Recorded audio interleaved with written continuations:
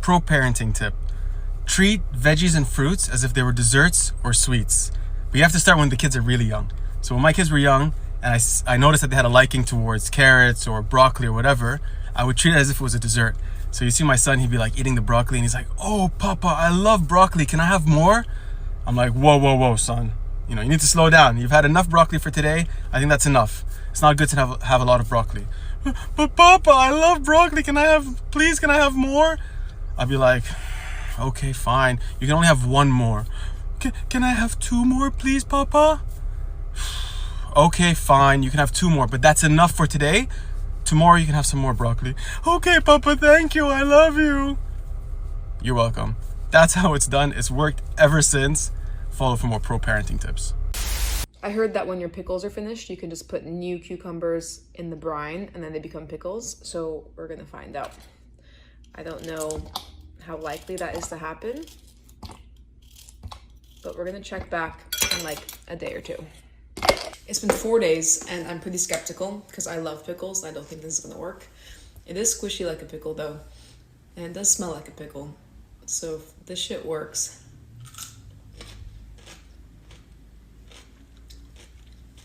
this shit works. If your shoes are made of suede, they can be tough to clean because you're not supposed to use water. Here's how to clean suede. You can buy specialty tools to clean suede, but some household items will do the trick just the same. Remove loose dirt with a dry microfiber cloth. Microfiber is great because it doesn't leave behind any lint. Next, you'll need a small brush with firm bristles. You'll want to brush in one direction. This will remove dirt and brush out those fibers. Looking better already.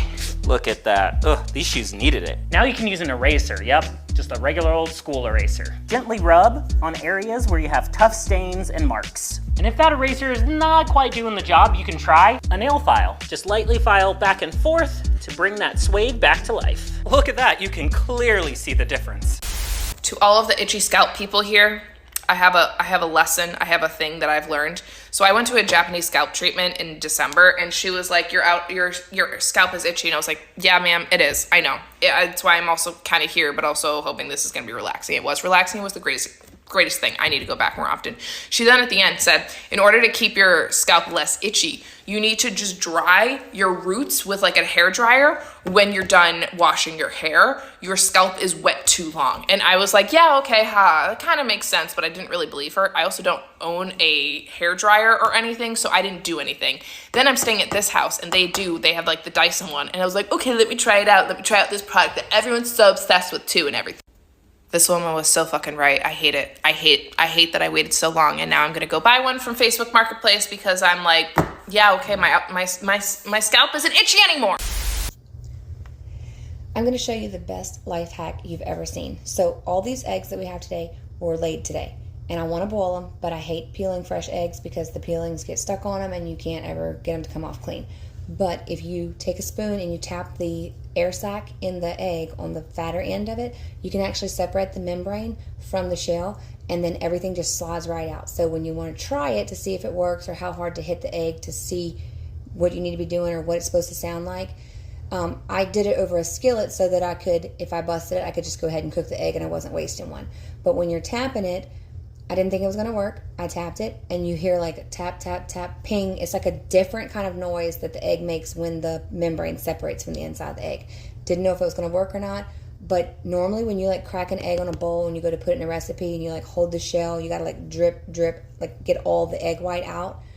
If you bust the membrane inside there by releasing it with the back of the spoon like this, like I'm going to show you, every single thing in your egg is going to just fall right out, just all at one time. Super easy. So that's the best part about boiling eggs, is that it does it when it's boiling the egg, so then you have a clean egg when you're peeling it. So I'm going to try to do it and see if you can hear it. That was it right there. So I'm going to do some of these closer.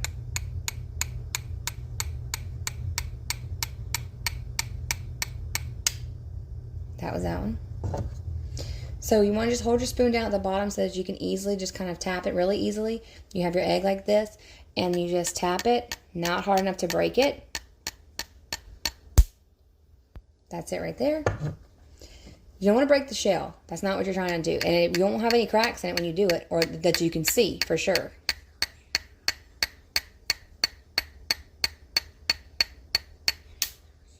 Sometimes I kind of rotate it around if I feel like it's not doing it right away. Sometimes it takes 2 hits if you hit it a little harder. Sometimes it takes 5 hits. I will take a few more hits than hitting it harder just so that I don't crack an egg and I mess it up. I don't like to waste eggs.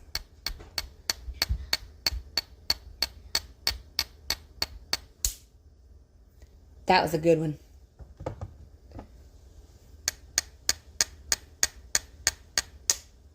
That's another good one. So you're going to do this, and then when you put the water in the pot, you'll see a very faint trail of bubbles coming from the butt end of the egg up at the top. It doesn't appear to be cracked. It doesn't like crack all open when you're boiling it, but you're going to notice the difference when you're peeling them. I promise, trust me, it's going to change your life. Fun kitchen facts. Did you know the reason why potato peelers swivel back and forth is so that you can not only go down, but forward when you're peeling so that you can peel the entire thing super fast without having to actually lift up the peeler off of the vegetable? Do you peel the old school way like this, or do you swivel back and forth? Let me know in the comments. Am I the only person that didn't know that you could get a whole basket of fries at McDonald's? Just a whole basket. I don't think you guys understand just how much knowledge I have about fast food secrets because I literally started a club in college called the Fast Food Secrets Club. Come here, you can absolutely get a basket of fries at McDonald's. But you want to know what else you can get? McDonald's has a secret menu. And if you go to McDonald's around the time breakfast ends and lunch begins, you can order what is called a McBrunch burger. Get closer. A McBrunch burger is a double cheeseburger with hash browns, eggs, and bacon, all on the burger, all at one time. Yes, they are probably annoyed if you order it, but it is a real thing, right? Do with that information what you will. Share it with your closest friends. Why do some watch manufacturers caution you to never change the day or date on the watch during certain times? When watches have a day or date display, they don't always instantly snap over to the next day right at midnight. Some watches start the process earlier than others, even as early as 8 p.m. all the way up to 4 a.m. during the transition. During this time, while the day and date mechanism of the movement is working, manually changing the day or date of the watch can and often will damage the movement. So how to avoid this? Before setting the day or date yourself, always be sure to set the time of the watch to 6:30. 6:30 is always out of the danger zone of when you shouldn't change the day or date, and it's really easy to remember since you just need to put both the hour and the minute hand toward the bottom of the watch, more or less pointing straight down. Then you could set the day or date safely, fix the time, and you're good to go.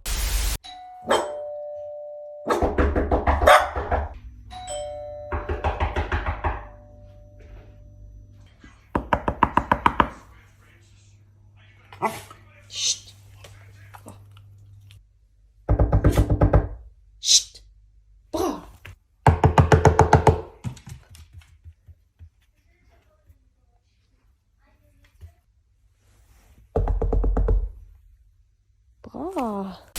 If you get packaging like this from something you order online, you can separate them and then open them and use them as little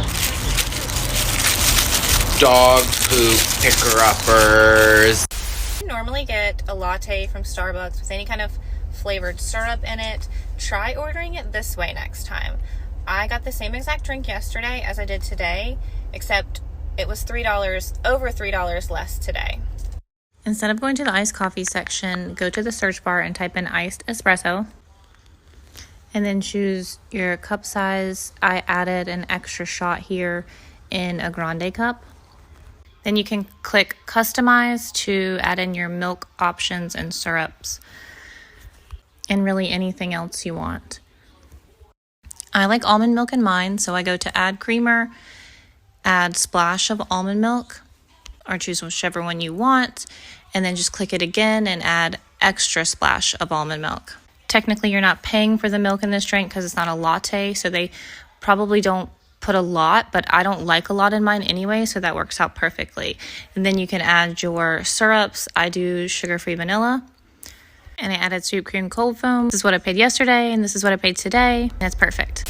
I thought this was common knowledge, but my own daughter didn't know this trick and thought I was a genius. So, if you have blinds like these and the sun is coming through them, simply turn them the other direction and no more sun.